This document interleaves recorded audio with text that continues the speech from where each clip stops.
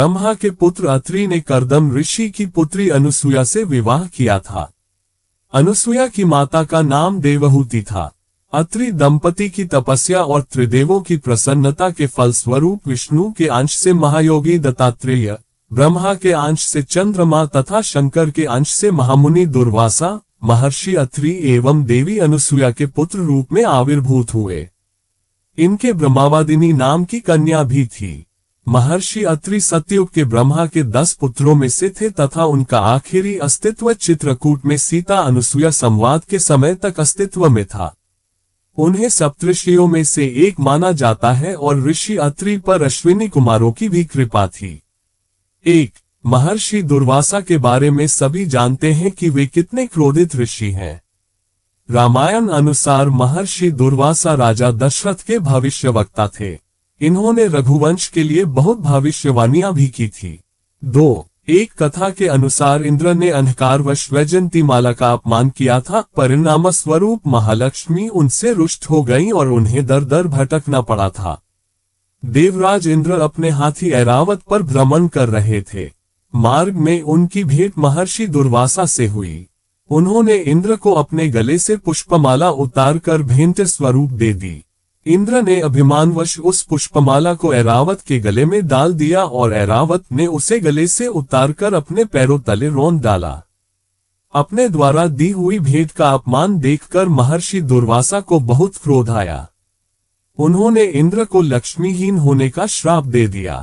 3. कुंती का विवाह राजा पांडु से हुआ था।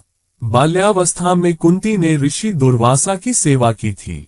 इसी के फलस्वरूप दुर्वासा ने कुंती को एक मंत्र दिया जिससे वह किसी भी देवता का आह्वान कर उससे पुत्र प्राप्त कर सकती थी।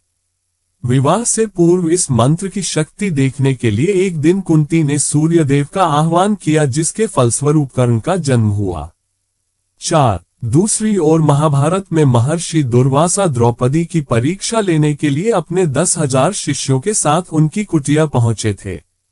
दुर्योधन ने ही उन्हें वहां भेजा था और वह भी ऐसे समय जबकि द्रौपदी समेत सभी पांडव भोजन करने के बाद विश्राम कर रहे थे। युधिष्ठिर के पास उस वक्त सूर्यदेव से प्राप्त एक ऐसा चमत्कारिक अक्षय पात्र था जिसमें से जितना चाहो भोजन प्राप्त कर सकते थे। उस वक्त दुर्वासा ऋषि अपने 10,000 शिष्यों के साथ भोजन करके बहुत प्रसन्न हुए थे। 5. दूसरी घटना में स्नान करते समय महर्षि दुर्वासा का वस्त्र नदी के प्रवाह में प्रवाहित हो गया। कुछ दूरी पर द्रौपदी भी स्नान कर रही थी। उनकी यह स्थिति देखकर द्रौपदी ने तत्काल अपने अंचल का एक टुकड़ा फाड़कर ऋषि को प्रदान किया। इससे प्रसन्न होकर महर्षि दुर्वासा ने उन्हें वर दिया कि यह वस्त्रखंड वृद्धि को प्राप्त कर तुम्हारी लज्जा का निवारण करेगा। 6. श्री कृष्ण और जामवंती के पुत्र सांब ने दुर्वासा मुनि का अपमान किया था जिसके चलते उन्होंने यदुवंश के नाश का श्राप दे दिया था। 7. दुर्वासा मुनि सतयुग, त्रेता एवं द्वापर तीनों युगों में मौजूद थे। पुराणों के अध्ययन से पता चलता है कि वशिष्ठ, अत्रि, विश्वामित्र, दुर्वासा, अश्वत्थामा, राजा बलि, हनुमान, विभीषण, कृपाचार्य, परशुराम, मार्कंडेय ऋषि, वेद व्यास और जामवंत आदि कई ऋषि, मुनि और देवता हुए हैं जिनका जिक्र सभी युगों में पाया जाता है। कहते हैं कि ये आज सशरीर जीवित हैं।